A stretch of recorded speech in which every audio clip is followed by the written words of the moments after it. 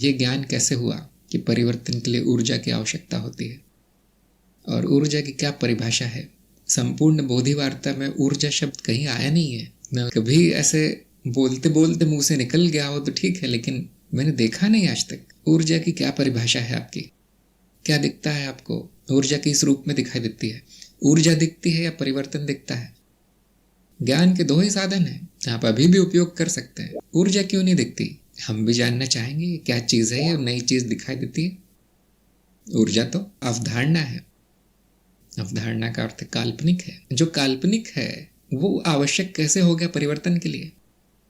अवधारणा परिवर्तन के लिए कैसे आवश्यक होगी? परिवर्तन तो बड़ा ठोस अनुभव है हमारा। अनुभव तो सारे परिवर्तन है, वो तो अप्रोक्ष अनुभव है, उसको तो हम नकार नहीं सकते कि परिवर्तन है, ये नकारा नहीं जा सकता। यह अवधारणा नहीं है कि परिवर्तन है, ये कोई कल्पना नहीं है, ये हमारे सामने अप्रोक्ष है, सीधा है। जो अप्रोक्ष है उसके लिए कल्पना कैसे आवश्यक है?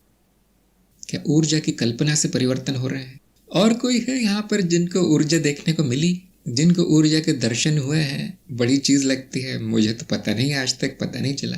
बड़ी अलौकिक चीज लगती है, मायावी चीज लगती है। गति है। गति और परिवर्तन पर्यायवाची शब्द है, एक ही चीज है। गति और परिवर्तन, मूवमेंट एंड चेंज एक ही चीज है। जितना तीव्र परिवर्तन उतनी अधिक ऊर्जा।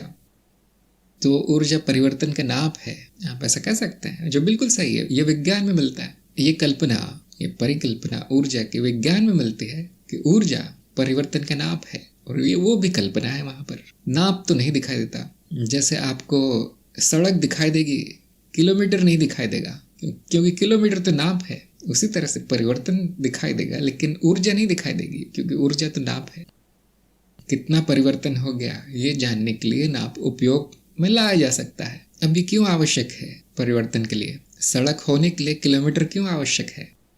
आपने परिकल्पना की है, बहुत अच्छी बात है, वो किसी कारण से की होगी, उपयोगी होगी, सहायक होगी, ऐसा होगा वैसा होगा। लिखने में बड़ा अच्छा लगता है, किताब में कोई बड़ी चीज मैंने पैदा कर दी है हवा में से, लेकिन उसको सत्य मान के आपने उसको परिवर्तन के पहले लगा दिया। अपनी कल्पना को, अनुभव के पहले आपने कल्पना रखी है।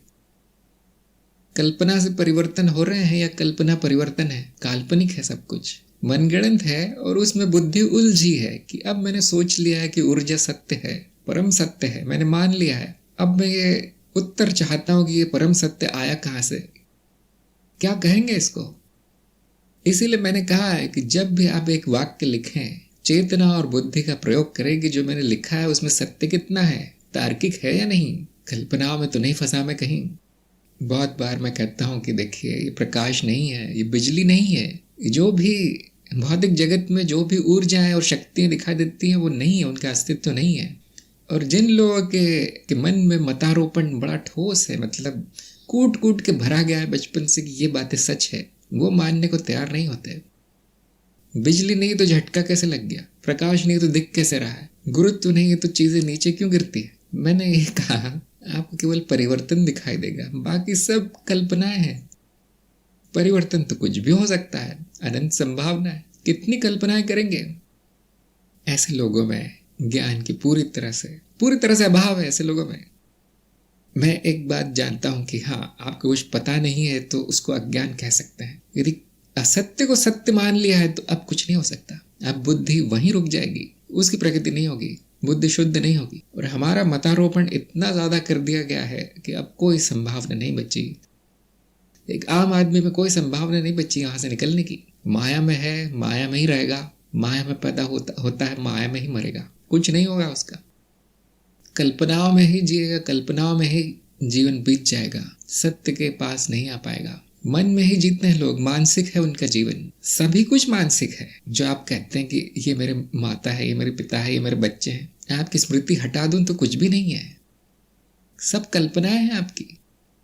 अब चक्कर ये, कोई देखना नहीं चाहता उनकी तरफ, देखना भी नहीं चाहता, दूर करना तो अलग बात है।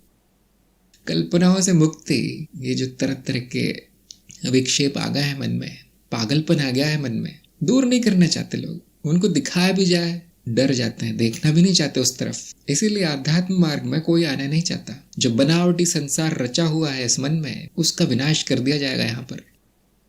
इसीलिए जो आध्यात्म का साधक है लोग उसको पागल कहते हैं कि उनको नहीं समझ में आता कि मेरी कल्पना इसके अंदर नहीं है तो ये तो पागल ही होगा। कल्पनाएं तो आवश्यक है जीवन के लिए, सभी लोगों के लिए। मैं भी तो एक कल्पना हूँ, स्वयं को जीव मान कर बैठे हैं।